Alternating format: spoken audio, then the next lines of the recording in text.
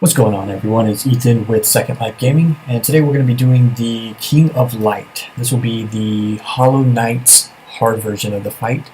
To get this fight, you actually get a drop from the Hollow Knight that will allow you to craft the relic it's called a Light Relic, and it allows you to come into this fight to do this. When you use the relic, you can come in this fight and you have 5 hours to beat him, pretty much how it works. So if you die or your team dies and you come back to the beginning, you can still keep doing it. You can even leave this area and come back to it within that 5 hours. If you forgot something at your base, you need to come back to it, then you can leave and come back. It'll always be there for the 5 hours. Once you defeat the King of Light, though, it will reset and you will need another Relic of Light to come back in to do them again. The Relic of Light does cost 4 energy crystals to make, and it'll also cost sun shards. But the 4 energy crystals is the hard part to get. Every Relic of Light, you're going to need those 4 energy crystals. The boss does drop energy crystals, though, which is a good thing, so it helps you make that next one.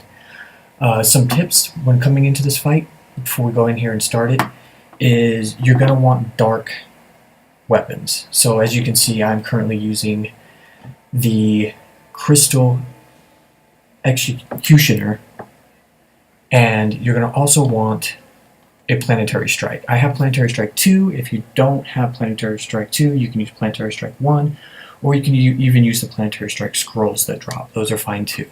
We're going to go ahead and go in here so we can kind of show you the fight and explain the mechanics. First thing you're going to come across are these light bolts. They're going to shoot 2 of them, and then you can go right through, and then this one will shoot another 2. You can go down, and then you can flip back down here. Once you're here, you're already at the fight.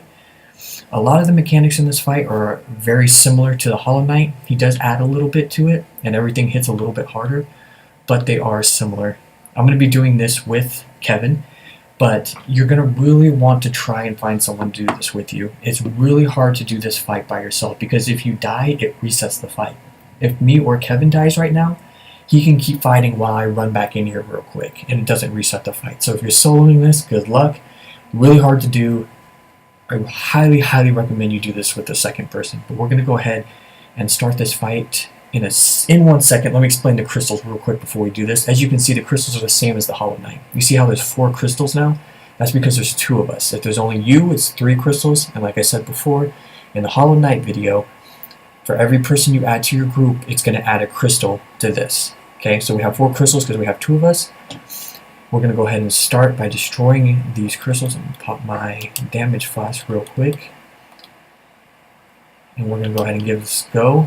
Start destroying the crystals. His first attack he's going to do is the spinning attack. Very easy to dodge. Now when these crystals are destroyed, they are going to drop these little minions.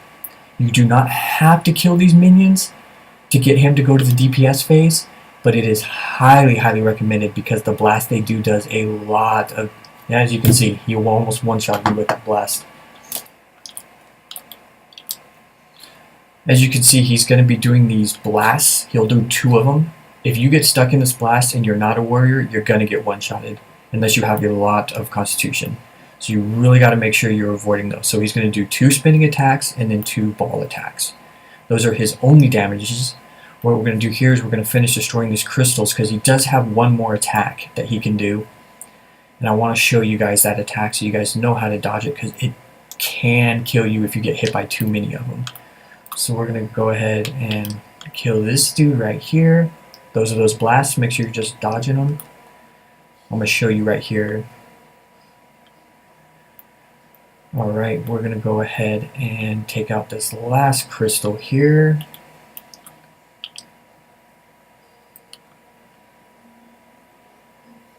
We kill this minion, and then we go into the damage phase. The damage phase is the same as the Hollow Knight damage phase. You're just killing his head on the ground. Once he goes immune and pops back up, this is his last attack. He's going to shoot these, he's going to spin and shoot these balls. As long as you just keep running in a circle, like you see me and Kevin are doing, he won't hit you with them. And that is it. That is all his damages. You just continually destroy the crystals. Make sure the spinning attacks you don't need to avoid as much. But these balls right here that he drops right there, make sure you're not inside of them. He's going to do 2 and 2. 2 spinning attacks and then 2 bombs. After that, take out the crystals. Make sure you're taking out the minions in the crystals because those guys hurt really bad. and then damage phase.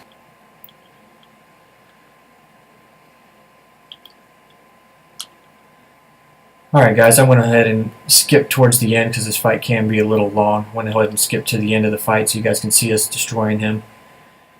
Right here, he's going to go ahead and, actually I think he just dies from that. Nope, we got one more damage phase here. We're going to go ahead and knock him out. There we go, and that's the end of the fight. Not that hard of a fight, as long as you can get a person with you to kind of help you out. After this, as you can see, all these energy crystals that drop, you got 1, 2, 3, 4, I see 5, so you already can make another one to come back in. And you can also see the light bow right there dropping.